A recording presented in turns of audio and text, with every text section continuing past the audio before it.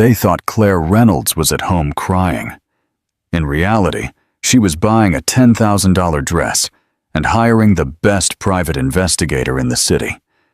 The young woman in scarlet red, clinging to Arthur Bennett's arm at the Grand Imperial Club, didn't know 3 crucial things. First, that Clare had orchestrated every detail for her to be there that night.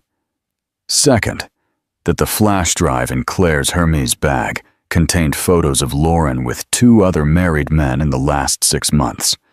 And third, most importantly, that in 30 minutes, Lauren would leave that gala ball crying like a child, while Clare would become the legend the NYC high society would tell for the next 50 years. Arthur thought he was trading a boring wife for a luxury inflatable doll. Lauren thought she was conquering a Prince Charming. Neither of them imagined they had just awakened a queen. And queens don't forgive. They destroy with style. The September night at the Grand Imperial Club was steeped in ostentation and fakery.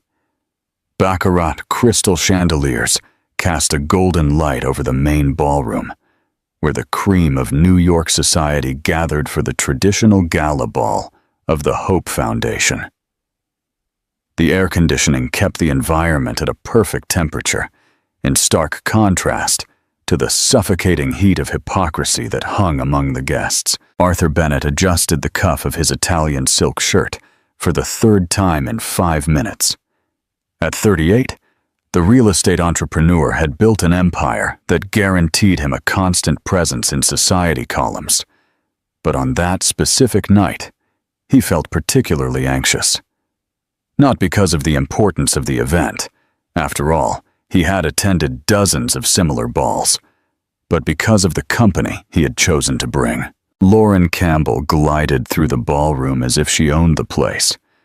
At 29, the young woman flaunted a more striking, artificial beauty. With platinum blonde hair falling in perfect waves over bare shoulders, enhanced by the scarlet red Valentino dress Arthur had bought especially for the occasion. The generous neckline and the fabric that hugged every curve of her body did not go unnoticed by the male gazes present, nor by the whispered comments of the society matrons. "Arthur, darling!"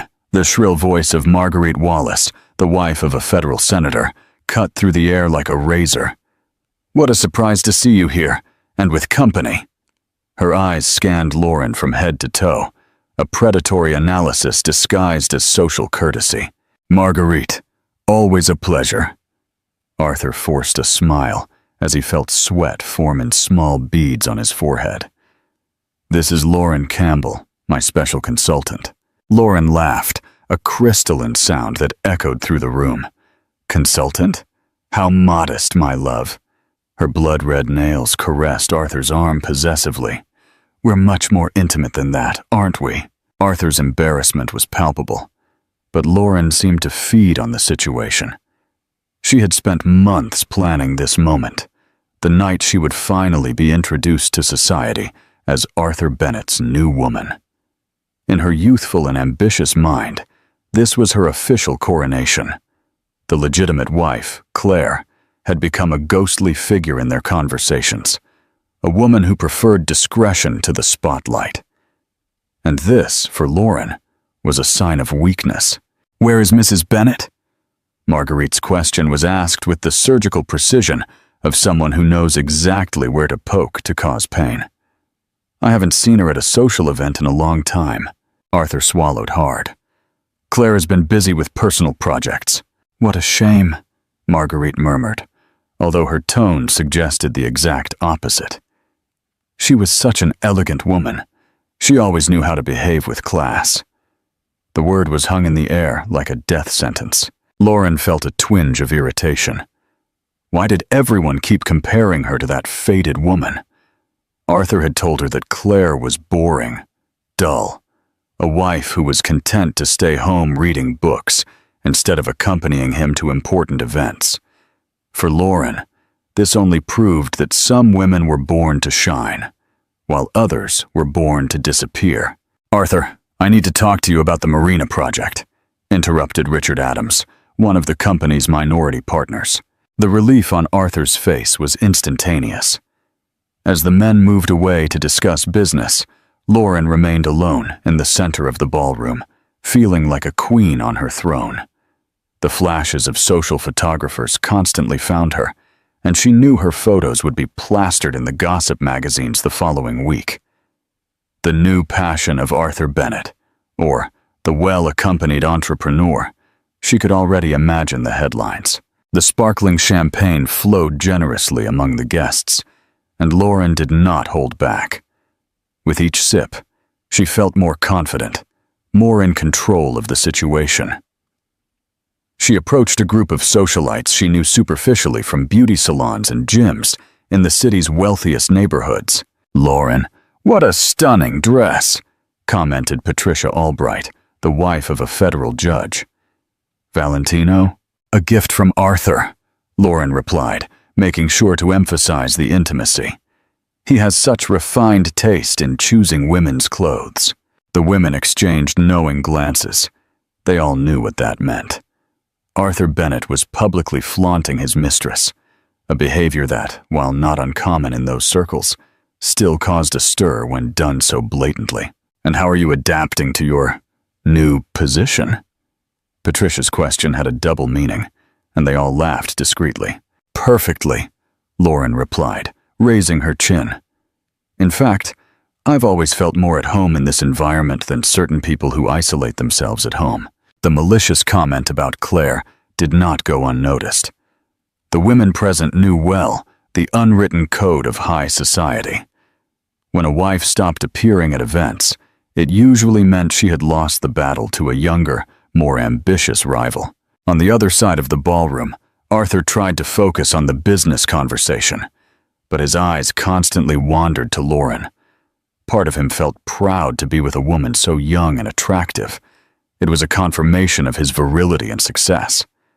Another part, however, began to question the wisdom of so openly exposing his extramarital relationship.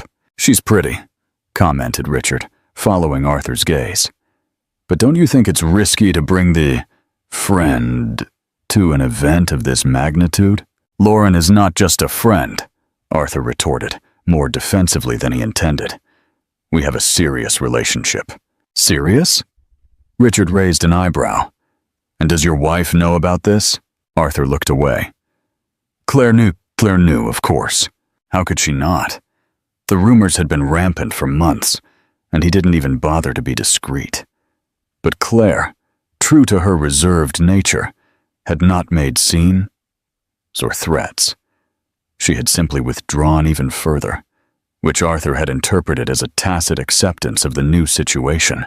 "Claire understands that our marriage has evolved into something different," he murmured, sipping Scotch whiskey.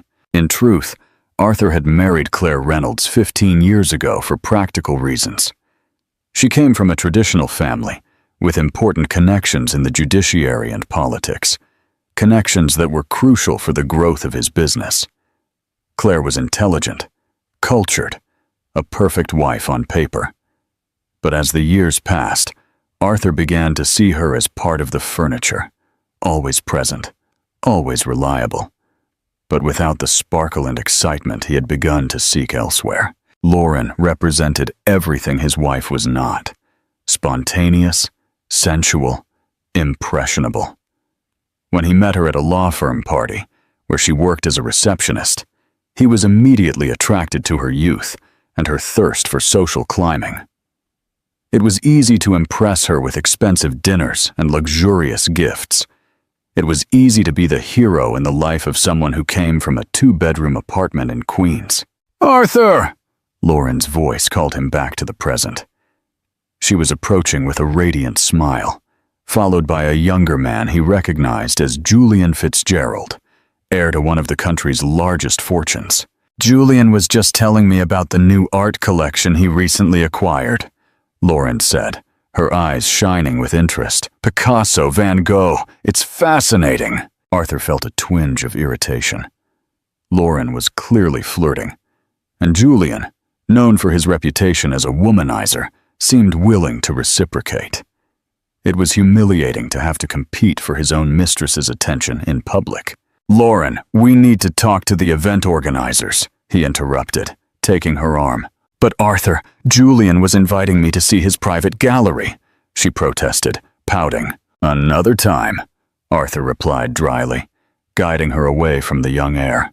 As they walked through the ballroom, Lauren murmured in his ear, "You don't need to be jealous, my love. You know you're the only man in my life." The words were supposed to reassure him, but Arthur felt a growing unease. There was something about Lauren's attitude that night. An excessive confidence, a presumption that her place was guaranteed, that deeply bothered him. Next to the main table, where the event organizers and some important politicians were, Arthur spotted Charles Dalton, an influential society journalist. The man was watching them with obvious interest, already mentally drafting the note that would appear in his column the next day. "Arthur Bennett, it's been a while." Charles approached with a smile that didn't reach his eyes. "And this lovely young lady must be Mrs. Bennett?" The silence that followed was deafening. Arthur felt his face flush, while Lauren, far from being embarrassed, smiled even wider. "Not yet," she replied with a giggle. "But who knows? Maybe soon." The insinuation was crystal clear. Lauren was not just content to be the mistress. She had bigger plans, and she was announcing these plans to one of the most dangerous gossips in the city. Arthur forced a nervous laugh. "Charles, you know Lauren Campbell?" "Charles, Lauren is one of the most respected journalists in the city." "It's a huge pleasure," Charles said, kissing Lauren's hand with exaggerated gallantry. "I imagine we'll have a lot to talk about in the coming times." The veiled threat did not go unnoticed by Arthur. Charles Dalton had the power to make or break reputations with a single column. If he decided to turn the situation into a scandal, the consequences could be devastating, not only for his public image, but for his business. As they talked, the ballroom continued to fill. Influential politicians greeted businessmen, socialites showed off their latest jewelry and couture acquisitions, and the orchestra played classical waltzes that created a perfect soundtrack for that theater of appearances. Lauren was in her element. She waved to acquaintances, posed for photos, greeted important people as if she were, in fact, Mrs. Bennett. Every gesture was calculated to solidify her position, to make it clear that she was not just a passing fling, but the new reality in Arthur's life. But in the back of her ambitious mind, Lauren couldn't completely ignore the whispers she heard when she passed by. "Where is Clare Reynolds? How embarrassing. Poor Clare was always such a distinguished lady. Why did everyone insist on talking about that woman?" Lauren had never met her personally. Arthur always said that Clare preferred to avoid conflicts and confrontations. For her, this only confirmed her superiority. While Clare hid at home, she was shining in the halls of high society. What Lauren didn't know was that at that very moment, just a few blocks away, Clare Reynolds was meticulously preparing for her own entrance into the Grand Imperial Club. And when she arrived, nothing would be the same again. Do you think a person can be completely betrayed and still manage to win? What would you do in a situation like this? Leave your opinion in the comments below. Clare Reynolds stood in front of the full-length mirror in her closet, observing her own image with the analytical coldness of a general planning a battle. At 35, she possessed a mature and sophisticated beauty that contrasted drastically with the youthful and obvious appeal of her rival. Her dark brown hair fell in soft waves to her shoulders, framing a face with classic features that didn't need heavy makeup to make an impact. The dress she had chosen for the night was a masterpiece of French haute couture, an impeccably cut black Chanel with pearl details that ran along the discreet but elegant neckline. The piece had cost more than many cars, but it wasn't the price that made it special. It was what it represented. Power, class, legitimacy, everything that Lauren Campbell was trying to buy with money borrowed from another woman's husband. Clare knew exactly what was happening at the Grand Imperial Club at that moment. She had received no less than 15 calls from concerned friends throughout the week, each one anxious to be the first to tell her about the public humiliation Arthur was inflicting on her. What none of them knew was that Clare had orchestrated every detail of that situation. "Ma'am, the car has arrived," announced Maria, her housekeeper for over a decade, appearing at the closet door. The middle-aged woman watched Clare with admiration and concern in equal measure. "Are you sure you want to do this?" Clare smiled, the first genuine smile she had shown in months. "I've never been so sure of anything in my life, Maria." The truth was, Clare had discovered Arthur's betrayal long before any social gossip, not because she was particularly sharp, but because Arthur was embarrassingly careless. Receipts from expensive restaurants for 2 people when he was supposedly at work meetings, charges for jewelry and dresses on his corporate card, a female perfume on his clothes that was definitely not hers. During the first few months, Clare felt the familiar pain of betrayal, the wound to her ego, the feeling of inadequacy, the questioning of where she had failed as a wife. But then, on a particularly melancholic Tuesday afternoon, something changed. She was flipping through a wedding photo album when she came across an image of herself on the day of the ceremony. In that photo, she radiated a light that had been lost over the years of marriage. It was at that moment that Clare understood a liberating truth. She hadn't lost Arthur to Lauren because she had failed as a wife. She had lost Arthur because he had failed as a man. From this epiphany, Clare began to plan. Not a vulgar and emotional revenge, but a cold and surgical strategy that would not only expose the couple's charade, but also guarantee her the freedom she had unconsciously desired for years. For the next 6 months, Clare watched. She discreetly hired a private investigator, not to confirm the betrayal she already knew about, but to meticulously document it. Photographs, videos, hotel records, even recordings of compromising conversations that Arthur and Lauren had in public places, thinking they were safe in the bubble of arrogance they had created. More importantly, Clare used this time to reorganize her finances. Arthur had always assumed she was financially dependent on him, a sexist and ignorant assumption. In reality, Clare had inherited a considerable fortune from her paternal grandmother, investments in real estate and stocks that she managed personally without involving her husband. In addition, she had her own art consulting business that earned much more than Arthur imagined. During the months of her absence from social events, Clare had also dedicated herself to herself in a way she hadn't in years. A personal trainer 3 times a week, regular beauty treatments, a complete wardrobe overhaul. Not to win Arthur back. That bridge had been irreversibly burned. But for herself, on that specific night, Clare had chosen the Hope Foundation ball for precise strategic reasons. It was an event that brought together the core of the NYC elite, people who had known her family for decades and who respected her lineage and class. It was also an environment where the unwritten social rules worked in her favor. As much as they tolerated male excesses in private, the public exposure of a marital betrayal was still seen as an act of bad taste that should be punished. Most crucial of all, Clare knew that Arthur would bring Lauren to the ball. It was she herself who, through a mutual friend, had planted the idea in the ambitious young mistress's head.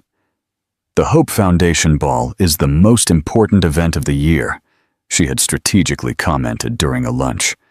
That's where society really shows up. Clare's private driver, John, was waiting for her at the entrance of the building.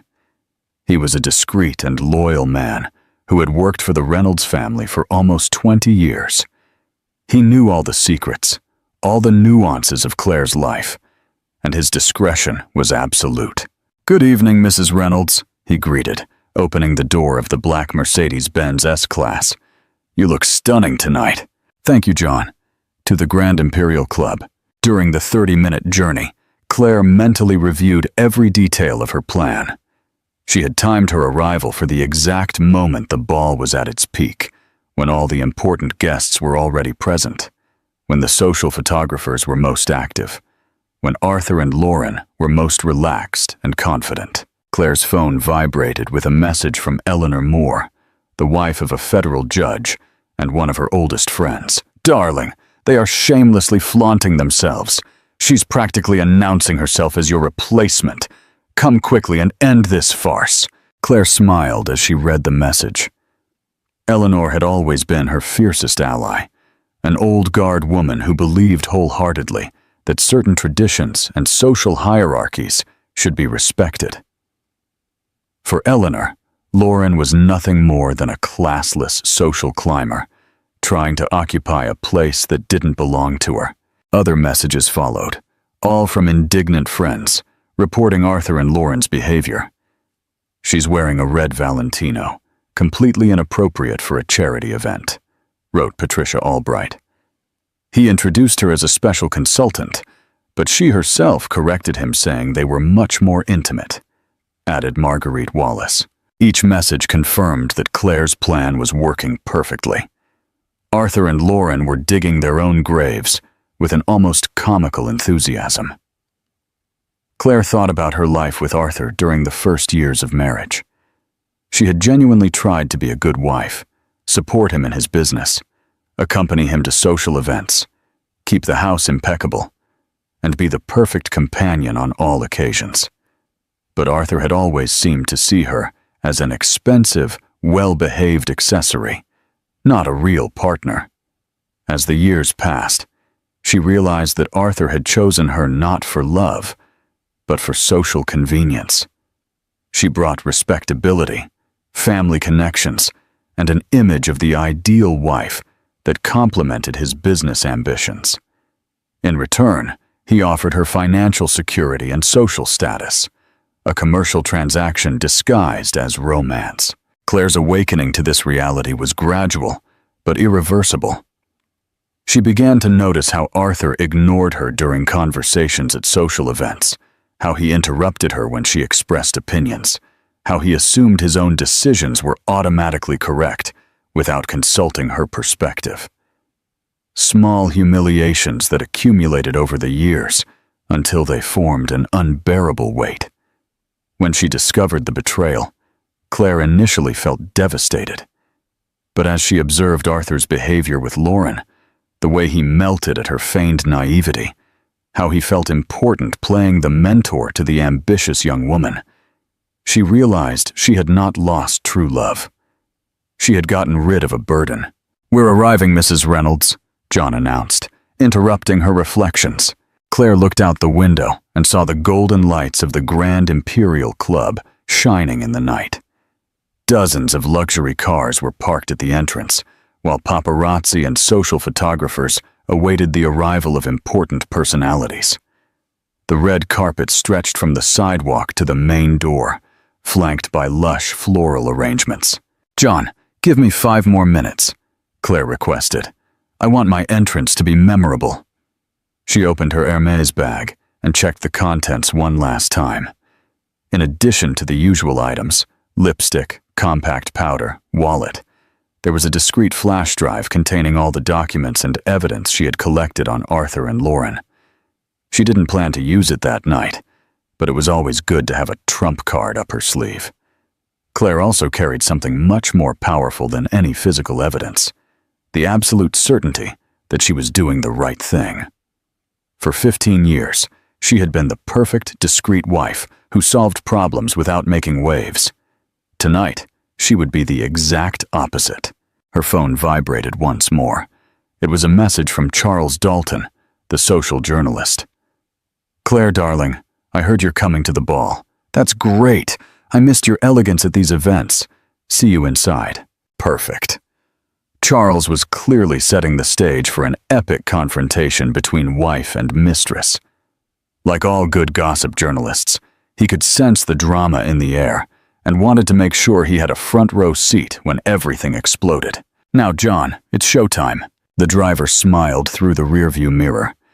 He had seen Clare grow from a shy young woman into a powerful one, and knew that this night would be historic. When the Mercedes stopped in front of the Grand Imperial Club, a murmur spread among the photographers. Clare Reynolds had become a mysterious figure in recent months. Her absence from social events had generated speculation and conspiracy theories. Now, her reappearance promised answers. John got out of the car and calmly walked to the back door. The silence was almost palpable. Even the most experienced paparazzi knew they were about to witness something extraordinary. When the door opened and Clare placed her foot on the red carpet, there was a moment of suspended time. She was radiant in a way no one remembered seeing before, more confident, more imposing, more genuinely powerful. The flashes went off in a frantic sequence as Clare walked slowly toward the entrance. Each step was calculated. Each movement was a statement. She greeted the photographers with graceful waves, but did not stop for interviews. There was more important work to be done. At the club entrance, the doorman greeted her with an almost feudal bow. "Mrs. Reynolds, what an honor to have you back with us." "The pleasure is mine, Roberto. A beautiful night, isn't it?" As she walked through the club's corridors toward the main ballroom, Clare could hear the murmur of the crowd inside. Music, laughter, lively conversations, the sound of people who had no idea that their lives were about to be turned upside down. She stopped in front of the ballroom's double doors, adjusted her pearl necklace one last time, and took a deep breath. On the other side of those doors were Arthur and Lauren, probably still basking in the attention they were receiving, still believing they had conquered something important. They had no idea that the true queen had arrived to reclaim her throne. What would you do in a situation like this? Do you believe revenge can be an act of elegance? Let us know your opinion in the comments. The ballroom of the Grand Imperial Club was at its peak when Clare Reynolds made her entrance. The orchestra was playing a Strauss waltz. Couples danced elegantly in the center of the ballroom, and the buzz of conversations created a symphony of well-mannered civility. Crystal chandeliers cast golden light on the impeccable gowns and tuxedos, creating an atmosphere of refined opulence. Arthur was near the bar, laughing loudly at a joke Richard Adams had just told, when the first whisper reached his ears. "Clare has arrived." The smile froze on his face. He turned slowly, searching for the familiar figure of his wife, but he couldn't find her in the crowd. A part of his brain still hoped it was a rumor, that someone had mistaken a brunette in a black dress for Clare. "Arthur!" Eleanor Moore's voice sounded behind him like the harbinger of a storm. "Your wife looks stunning tonight." He turned and saw Eleanor with a smile that didn't reach her eyes, the kind of smile that high society women wore when they were about to witness the public humiliation of someone they considered deserving. It was then that he saw her. Clare was entering the main ballroom with the serenity of a queen returning to her palace after a long exile. There was something different about her, an aura of power and self-confidence that Arthur didn't remember ever seeing before. The black Chanel dress hugged her silhouette with mathematical elegance. The pearls on her neck caught the light in a hypnotic way, and her brown hair shone like polished silk. But the most impressive thing was her posture. Clare didn't walk. She glided. Each movement was deliberate, each gesture calculated for maximum impact. And wherever she passed, conversations ceased, gazes turned, and a respectful silence spread like ripples in a pond.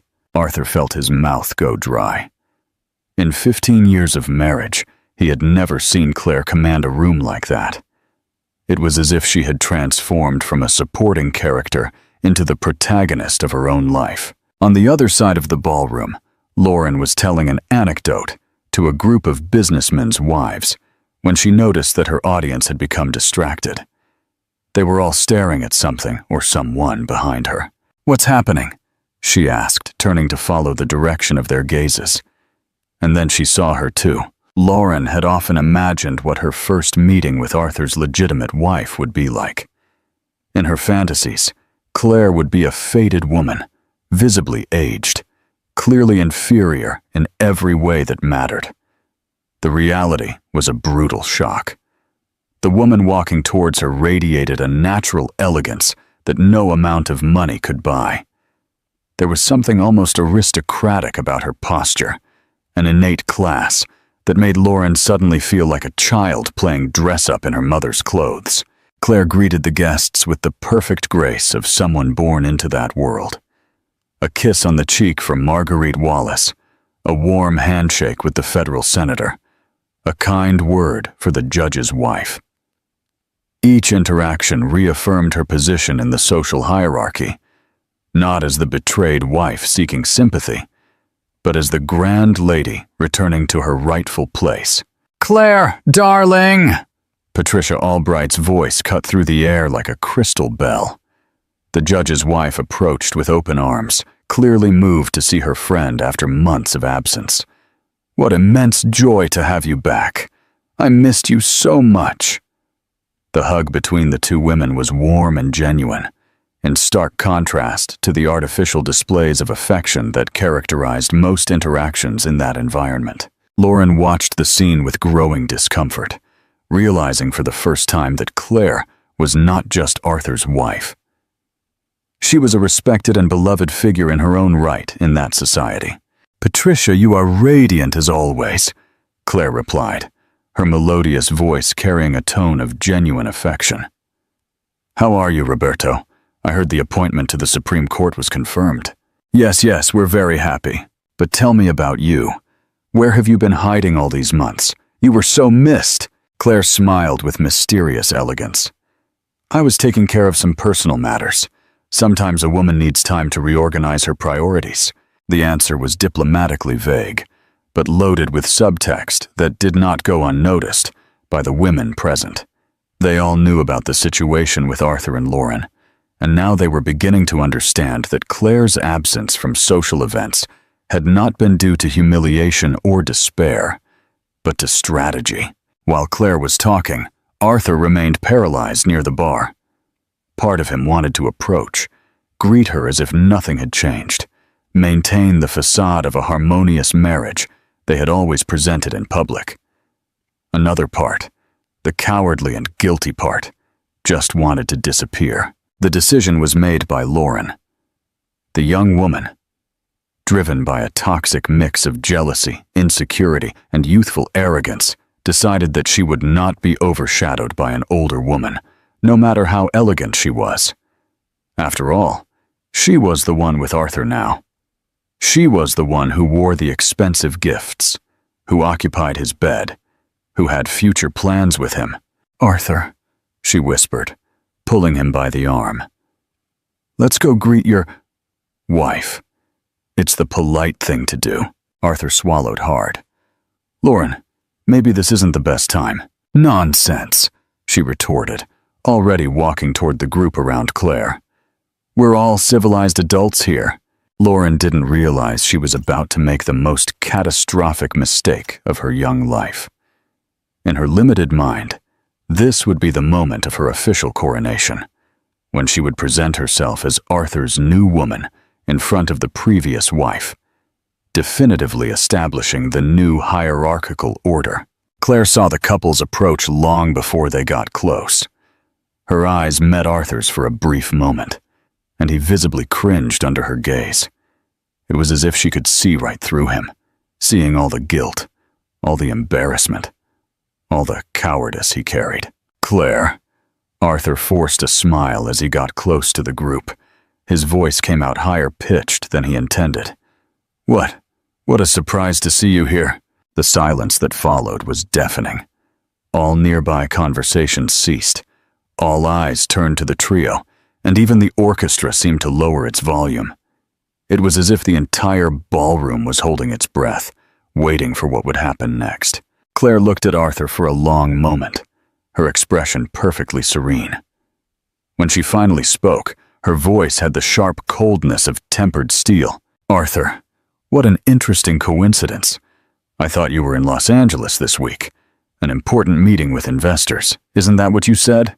The lie was exposed with surgical elegance. Arthur had invented that excuse to explain his absence from home in recent days, when, in fact, he was at a luxury hotel with Lauren, preparing for the ball. Now, confronted with his own dishonesty in public, he stammered, The meeting was cancelled at the last minute." "What a shame," Claire murmured, her tone suggesting the exact opposite.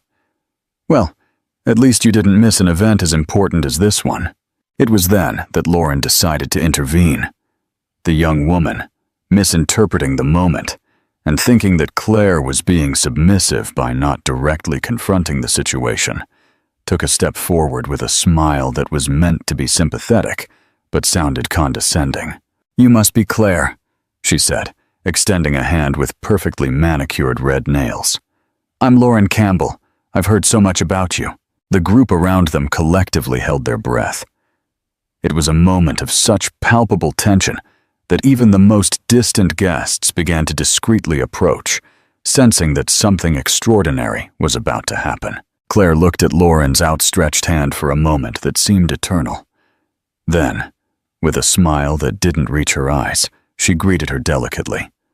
"Lauren, yes, I've also heard a lot about you." The phrase was uttered with such elegance that it took a few seconds for Lauren to realize the poison contained within it. "Arthur told me you work together," Claire continued, her voice maintaining the perfectly polite tone of high society. "Something about project development consulting?" Arthur opened his mouth to reply, but Lauren interrupted him, clearly eager to establish her true position. "Oh, we're much more than co-workers," she laughed, a high-pitched sound that echoed uncomfortably in the silence of the ballroom. "In fact, Arthur and I have a very special relationship."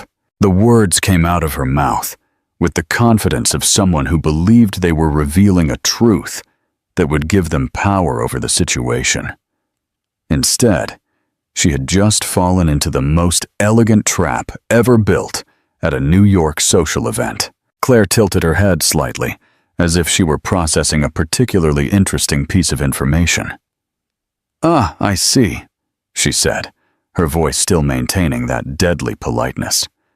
"How brave, on your part, to make this public in this way." The word brave was pronounced in such a way that it sounded exactly like its antonym.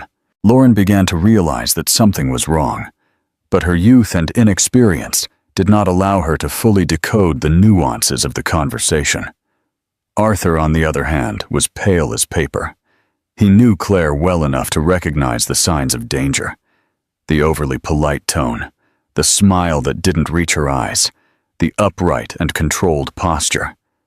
She was furious, but expressing that fury through the refined codes of high society, which made her infinitely more dangerous than any emotional outburst. "Claire," he tried to intervene, "maybe we should—" "Oh, Arthur," she interrupted him softly. "There's no need for embarrassment between civilized people." She turned to Lauren with renewed interest. "Tell me, darling, how long have you two been working together?" Lauren, interpreting the question as an opportunity to establish her supremacy, replied with youthful pride. "About 8 months. Arthur has been a wonderful mentor." "Mentor," Claire repeated, as if savoring the word. "What an interesting term to describe the relationship." The air in the ballroom was so charged with tension that even the waiters had stopped circulating with the champagne trays. Dozens of eyes were fixed on the trio, and Charles Dalton, the social journalist, watched everything from a strategic distance, clearly taking mental notes for his column the next day.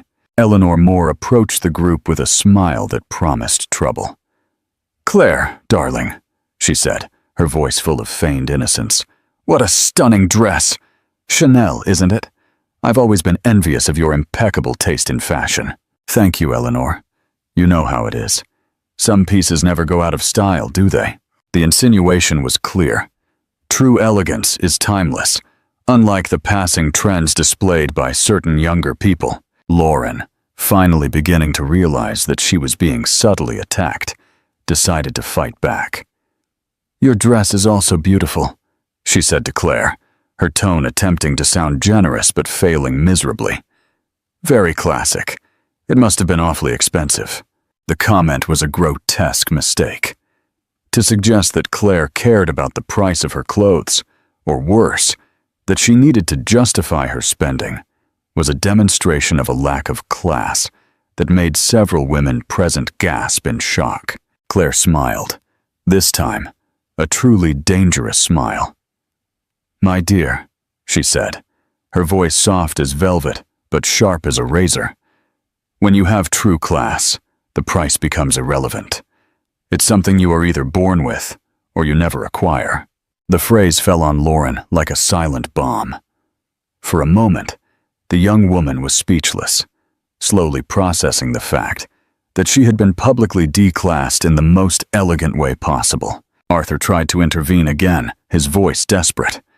"Well, I think we should all—" "Arthur," Clare interrupted him again, this time turning to him with her full attention. "Since we're all here, gathered in such a casual way, maybe it's a good time to clarify a few things." The entire ballroom seemed to have stopped. Even the orchestra had ceased playing, as if the musicians also wanted to hear what would happen next. "Clarifications are always welcome," murmured Eleanor Moore, barely able to contain her excitement. Clare adjusted the pearls on her neck with deliberately slow movements, like a matador preparing the final thrust.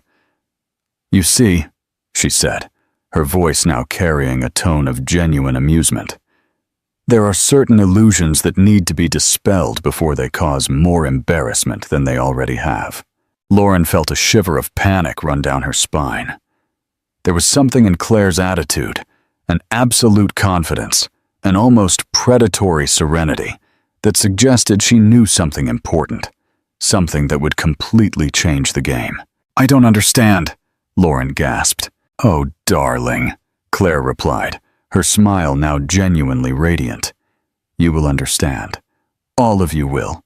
And it was then that Clare Reynolds began to methodically, elegantly, and irreversibly destroy the lives of everyone who had underestimated her power. "Arthur," Clare said, her voice cutting through the silence of the ballroom like crystal against crystal. "Since we're among friends, why don't you tell Lauren about our conversation last night?" Arthur's face paled to a color that rivaled the pearls on his wife's neck.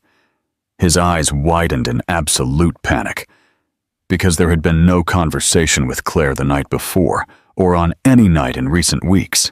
I don't know what you're talking about," he stammered, but his trembling voice betrayed his nervousness.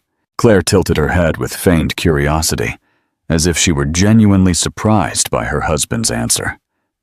"You don't? How strange. Maybe my memory is failing me." She paused theatrically, scanning the circle of spectators that had formed around them. "Or maybe you forgot to mention to your mentor that we are still married." The word mentor was pronounced with such irony that several people in the group had to stifle nervous giggles. Lauren felt the blood rush to her face, finally understanding that she was being publicly ridiculed. "Of course we know you're married," Lauren said, trying to regain some control over the situation. "But marriages evolve, don't they? Sometimes people find happiness in different places." "Ah, yes," Clare agreed with a graceful nod. "Evolution, a fascinating concept." She turned to Eleanor Moore with a conspiratorial air. "Eleanor, you who have been married for 30 years to Roberto, have you experienced this evolution?" Eleanor laughed, a crystalline sound full of aristocratic malice. "Never, darling. Roberto knows his place very well." The comment was a direct thrust at Arthur's masculinity, suggesting that he had failed as a man by not keeping his house in order. Several men present coughed uncomfortably, while their wives exchanged approving glances. Marguerite Wallace joined the group, clearly not wanting to miss the spectacle. "Clare, it's so good to see you at our events again," she said with false effusiveness. "Your presence always elevates the level of any occasion." "That's very kind, Marguerite. I was just explaining to young Lauren how certain traditions work in our society." Lauren felt increasingly cornered. There was something about the way these women spoke, always polite, always elegant, but carrying a subtle venom that she couldn't counter because she didn't master the necessary social codes. "Traditions can be outdated," she said, trying to sound sophisticated. "The modern world allows people to be more authentic in their relationships." The silence that followed was so profound that you could hear the tinkling of the chandelier crystals gently swaying with the air-conditioning breeze. Clare watched Lauren for a long moment, like a feline studying its prey before the fatal pounce. "Authenticity," she repeated slowly. "What a powerful word. You're right, darling. Authenticity is fundamental."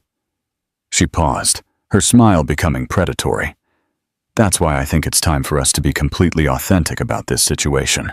Arthur tried to intervene desperately. "Clare, maybe this isn't the place." "Oh, but it is exactly the right place," she interrupted him, her voice still maintaining that deadly politeness. "After all, it was here that you chose to make your partnership public. It's only fair to clarify a few details for our dear friends." Charles Dalton had approached discreetly, his journalist's expression sniffing out the story of the century.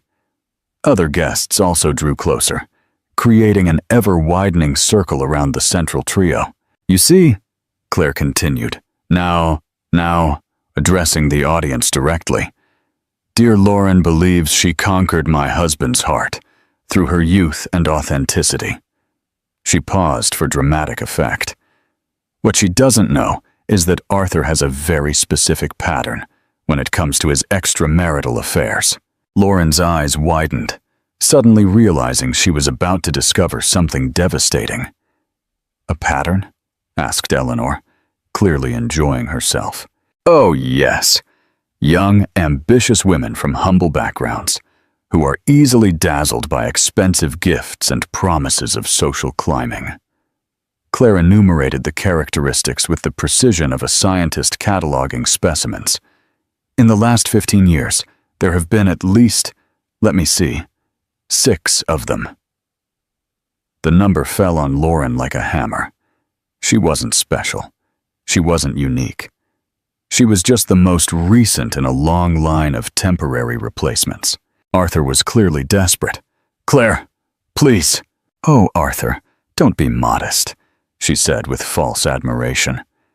"You have a special talent for finding these girls, always with the same profile. Receptionists, secretaries, hostesses, impressionable young women who confuse male attention with true love." Patricia Albright couldn't hold back a giggle. "And what happened to the other 5, darling?"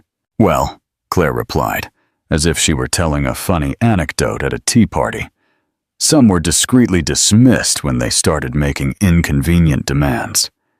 Others found out for themselves that they weren't as special as they imagined. 1 or 2 even managed advantageous marriages to more available men." Lauren felt the world spinning around her. Everything she had believed about her relationship with Arthur, its uniqueness, their future plans, her privileged position, was crumbling like a house of cards. "But the thing is," Clare continued, now speaking directly to Lauren, "you made a mistake that none of the others made." "What mistake?" The question came out as a strangled whisper. "You believed you had won." The words fell on Lauren with the weight of a legal sentence. She looked around, seeing for the first time the expressions of the guests. Not admiration or envy, as she had imagined, but pity mixed with aristocratic contempt. "Arthur never told me about the others," she stammered, turning to him in search of denial, explanation, anything that would restore her reality.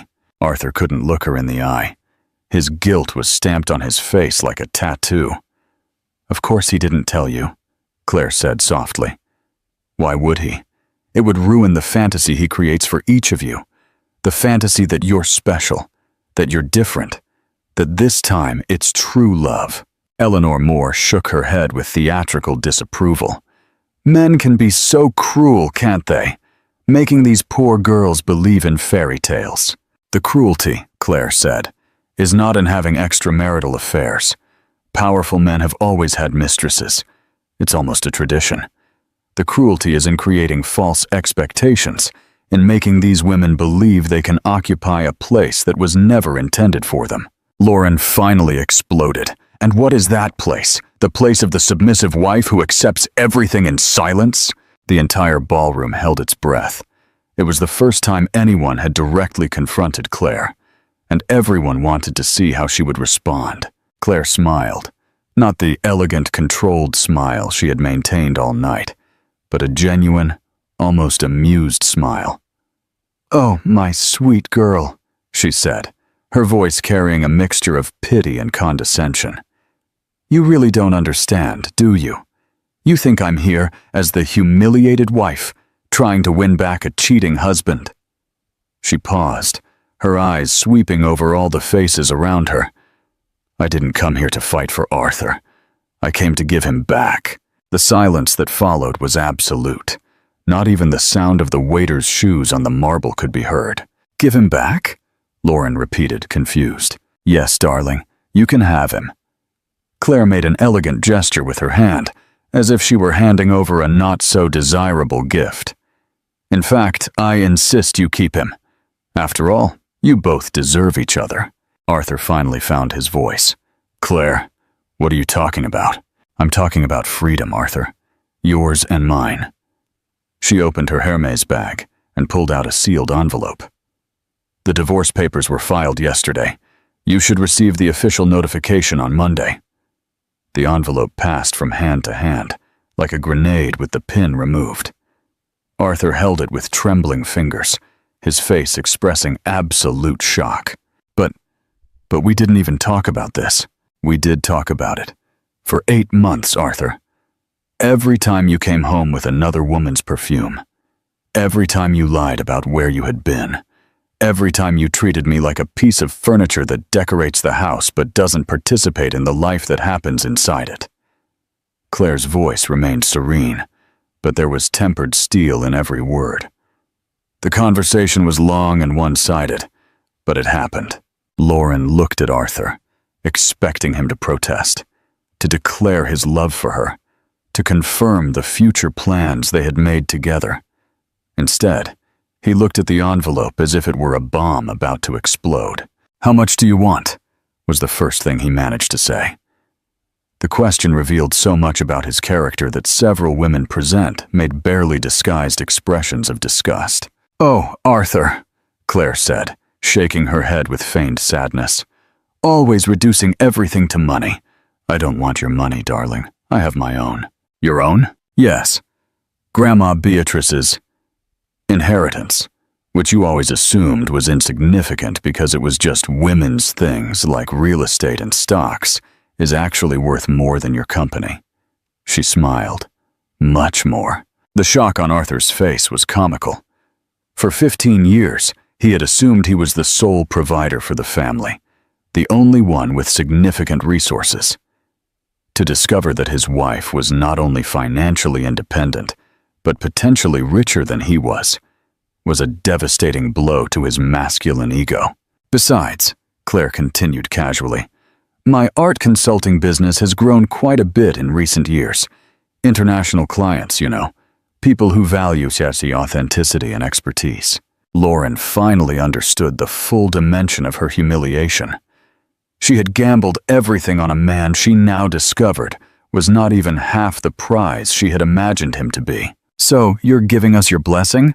she stammered, trying to find some thread of dignity to cling to. "Oh, my dear, it's not quite a blessing," Clare replied with deadly gentleness.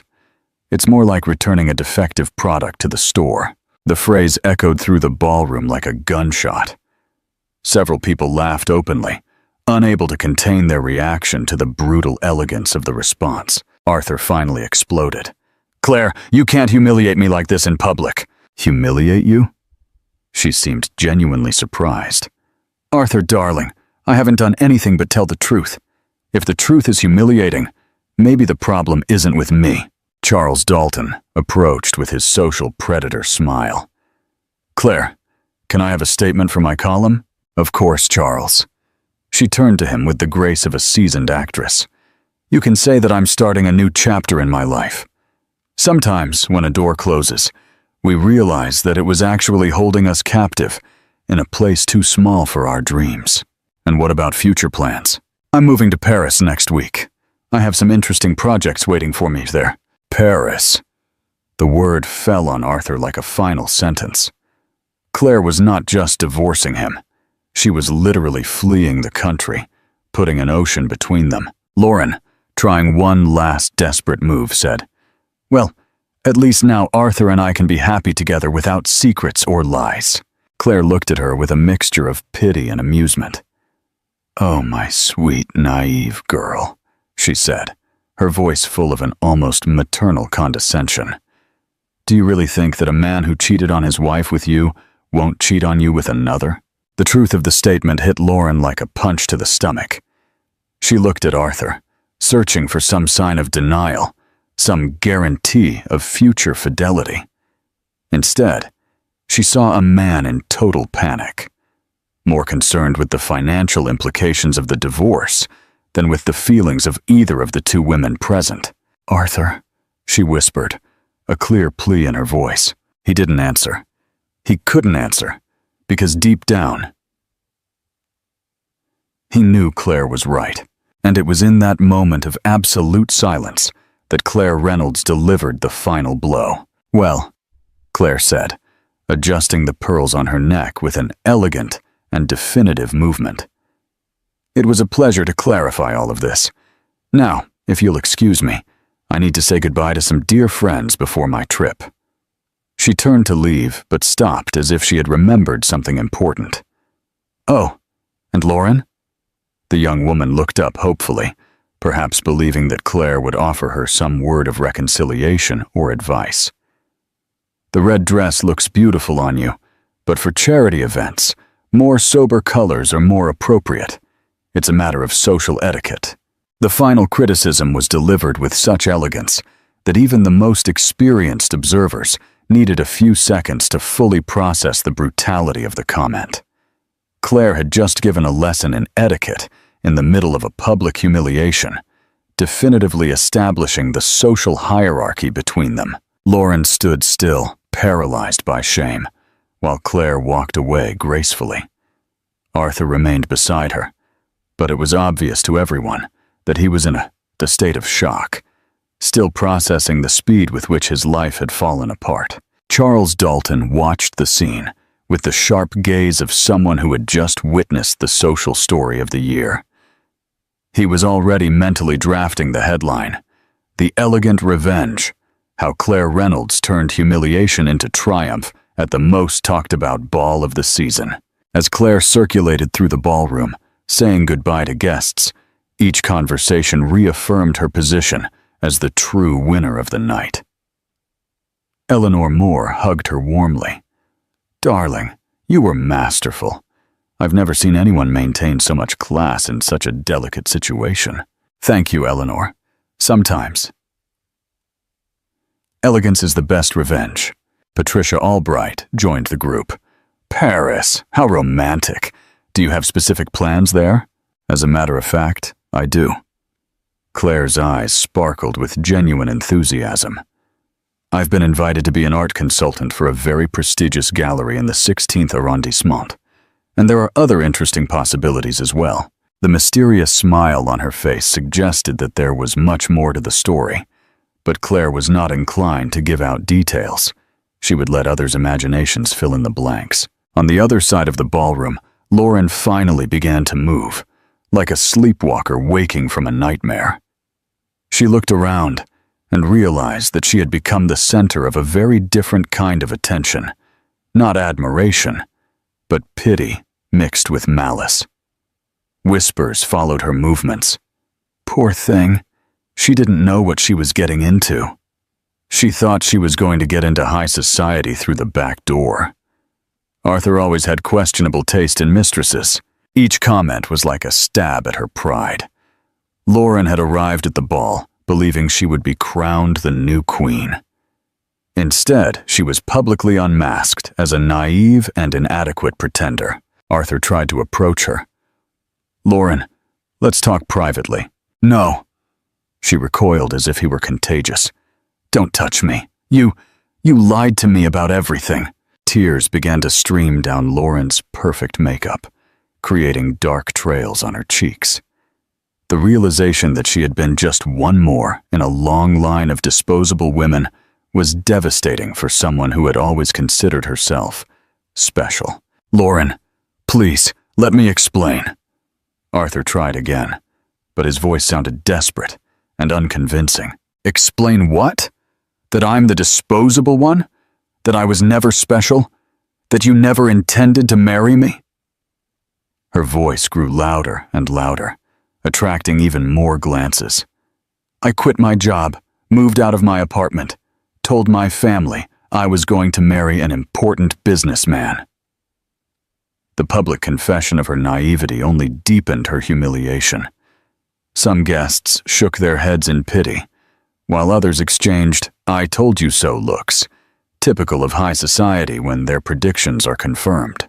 Julian Fitzgerald, the young heir who had flirted with her earlier, approached with a condescending smile. "Lauren, don't be so desperate.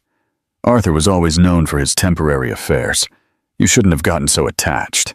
The remark, while meant to be comforting, only confirmed that all of society knew about Arthur's reputation, except her. Lauren realized she had been the last to know about her own relationship. Meanwhile, Clare continued her triumphant farewell tour.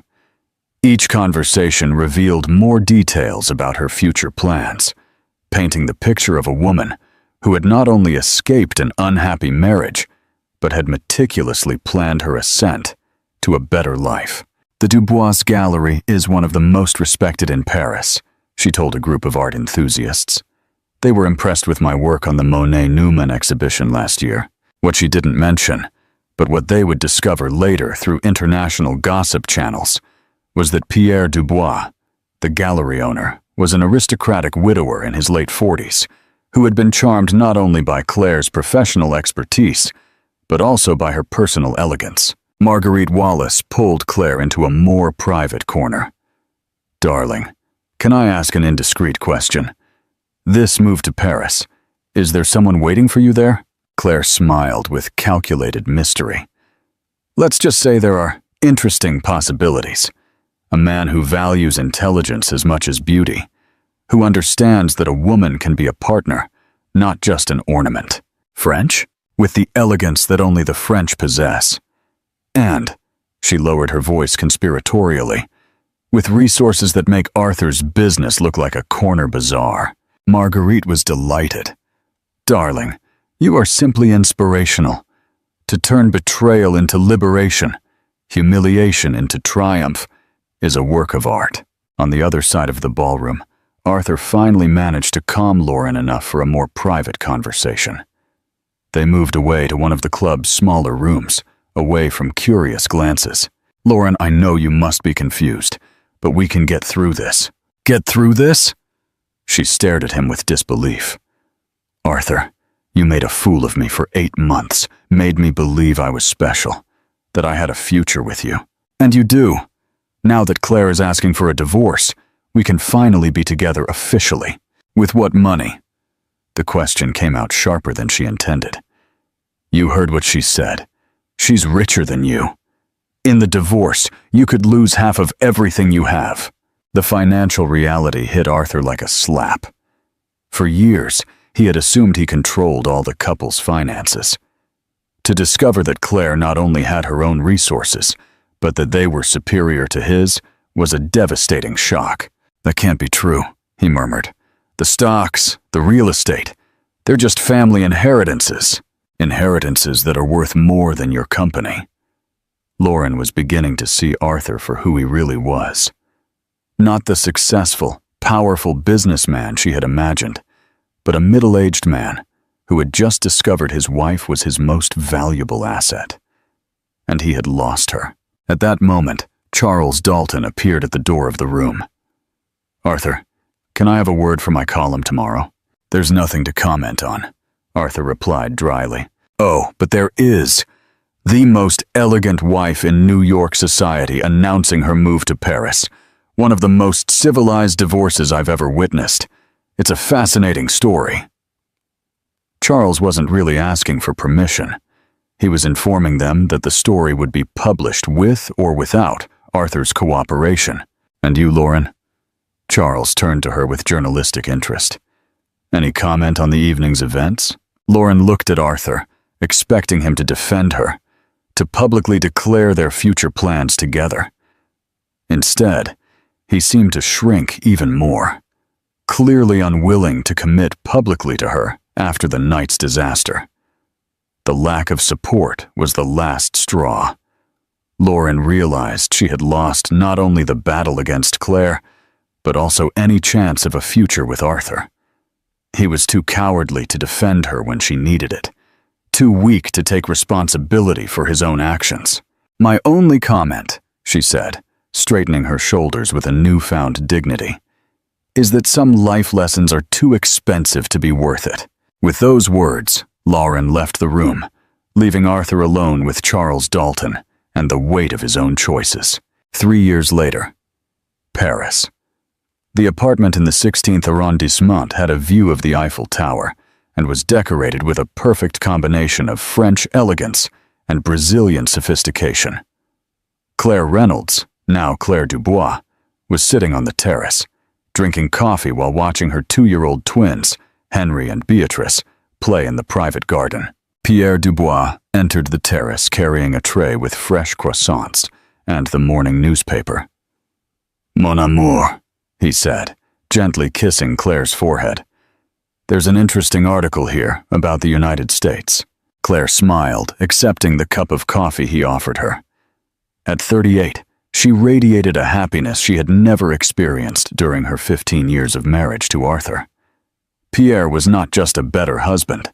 He was a true partner, someone who respected her intelligence and ambition as much as he admired her beauty. What kind of article? About corporate bankruptcies. It seems a real estate developer called Bennett Ventures closed its doors last month. Arthur? Apparently. The article mentions poor financial management and lawsuits. The owner, Arthur Bennett, is being investigated for tax irregularities. Claire felt no pleasure at the news. That phase of her life was completely over. But there was a certain poetic justice in the fact that Arthur, who had always considered himself financially superior to her, had lost everything due to his own incompetence. And the young woman he was with that night at the Grand Imperial Club? Asked Pierre, who knew the whole story. Lauren. Claire thought for a moment. I heard she married a dentist in Connecticut. Apparently she learned her lesson about not betting on losing horses. Pierre laughed, a rich, warm sound that echoed across the terrace. You're terrible, my darling, but it's poetic justice, as we say. Henry ran to the table, speaking an adorable mix of English and French. Mommy, look! I picked a flower for you! Claire picked up her son, accepting the small daisy he had picked in the garden. Beatrice soon joined them, demanding equal attention. Mes petits trésors, Pierre murmured, watching the scene with obvious adoration. This was the life Claire had built for herself, not as revenge against Arthur, but as a reward for her own courage. She had transformed betrayal into liberation, humiliation into opportunity, and an ending into a new beginning. The Dubois Gallery had become one of the most prestigious in Paris under her curatorship, and she was expecting her third child, a girl they would name Sophia, in honor of the grandmother who had left her the inheritance that made her independence possible. As she watched her children play in the Parisian garden, Claire reflected on the night at the Grand Imperial Club 3 years ago.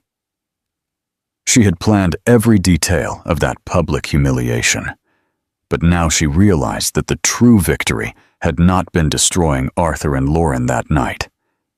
The true victory was this: a life built on her own terms, with a man who loved her completely, children who filled her heart, and a career that fulfilled her soul. In the end, Clare Reynolds had discovered that the best revenge is not the destruction of your enemies, but the construction of a life so spectacular that it makes everything they did to try to diminish you irrelevant.